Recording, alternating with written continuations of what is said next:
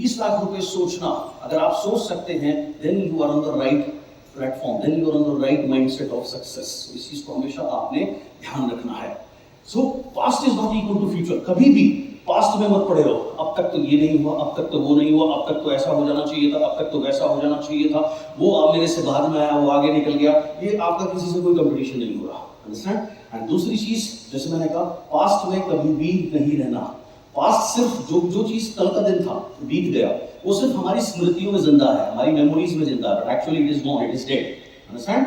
So never ever live your life in the past, always be in the present moment. Eye future पे रखो, लेकिन रहो वर्तमान क्षण में। So past is never equal to future. उसके बाद फियर, डर जो है ये रोकता है 90% लोगों को 10% लोगों की श्रेणी में आने के लिए। Fear is the main factor.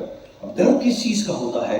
डर के भी कुछ प्रकार हैं, आइए थोड़े से देख लेते हैं। सबसे बड़ा डर होता है इंसान को fear of failure. Fear of failure क्या है कि अगर मैं नहीं कर पाया तो, अगर मैं फेल हो गया तो, दैट इज द ये फेल होने का जो डर है, ये लोगों को ट्राई ही नहीं करने देता।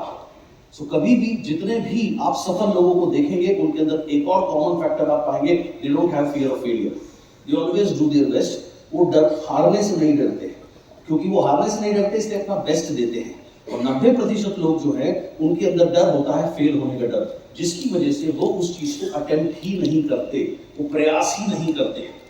सालों पहले 98 में मैंने एक पोस्टर देखा था, और वो पोस्टर ऐसा दिमाग में छपा कि आज भी ऐसे लग रहा है कि मैं इस समय भी वो पोस्टर मेरे सामने है। वो पोस्टर क्या था? एक बास्केटबॉल प्लेयर था, उसके हाथ में बास्केटबॉल थी, और सामने ऐसे करके वो खड़ा हुआ था, और सामने बास्केटबॉल की जो बास्केट होती है वो दिखाई हुई थी, और उसके ऊपर लिखा हुआ था, you will miss 100% of the shots that you don't take. यानी आप 100% वो शॉट्स अपनी लाइफ में मिस करोगे जो आप अटेम्प्ट ही नहीं करोगे, या जो आप नहीं लोगे। इस तर्ज ये है कि अगर वो बास्केटबॉल प्लेयर बॉल को बास्केट में डालने की कोशिश करे तो बॉल जा भी सकती है, नहीं जा सकती, दोनों चांस है, अंडरस्टैंड।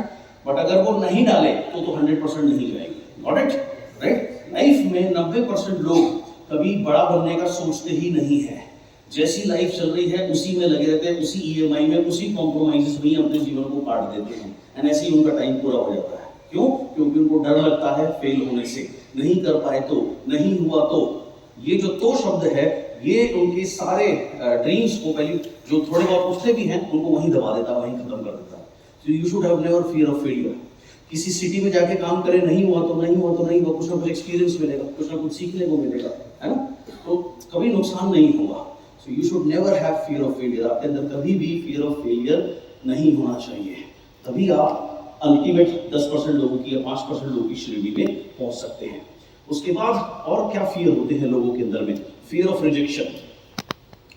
मैं उसको प्लान दिखा रहा हूं, अगर उसने मना कर दिया तो क्या हो गया? कोई दुनिया तो हट नहीं जाएगी, है ना? कुछ नहीं हो जाएगा। बहुत से लोग प्लान ही नहीं दिखाते अपने जानने वाले लोगों को, पता है क्यों? अंदर ही अंदर उनको डर रहता है, फियर ऑफ रिजेक्शन। उसने मना कर दिया तो अगेन वही बात है, प्लान नहीं दिखाओगे, मना भी हो सकती है, हाँ भी हो सकती है, लेकिन नहीं दिखाओगे तो बिना दिखाए ही 100% ना है, अंडरस्टैंड?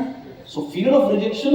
एंड एक चीज अंडरस्टैंड करो, अगर आप किसी को प्लान दिखाते हो और अगर वो साइन अप नहीं करता, या अगर वो नहीं आपके साथ बिजनेस शुरू करता, तो वो आपको रिजेक्ट नहीं करता।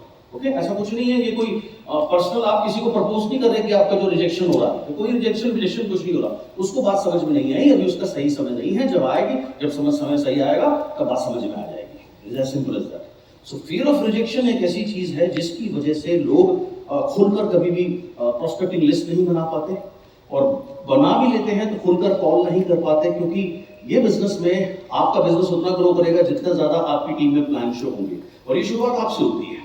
सो आपको अगर सफल बनना है, आपको भागीरथी प्रयास करना है प्लान दिखाने का। भागीरथी प्रयास का मतलब क्या होता है? भरसक प्रयत्न।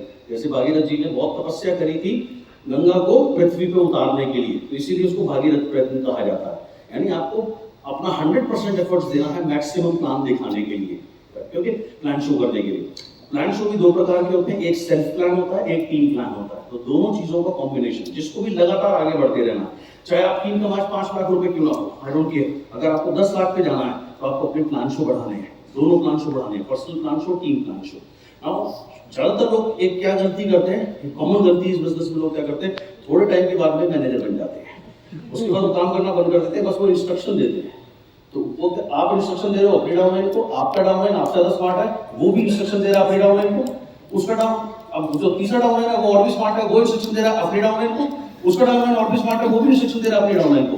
तो काम कोई नहीं कर रहा, सब इंस्ट्रक्शन दे रहे हैं, सब ज्ञान बांट रहे हैं। और कोविड के बाद से भी वैसे भी सारे लोग जूम पे बैठ करके बाबा ज्ञानीचंद सारे ट्रेनिंग लेने वाले लोग कम है, देने वाले लोग ज्यादा है। अंडरस्टैंड? कोई ट्रेनिंग कभी आपको सफल नहीं करेगी अनलेस अंटिल मैंने शुरुआत क्या कही थी, जब तक आप उसको फील्ड में अप्लाई नहीं करेंगे, जब तक आप फिजिकली अप्लाई नहीं करेंगे। Alright? So fear of rejection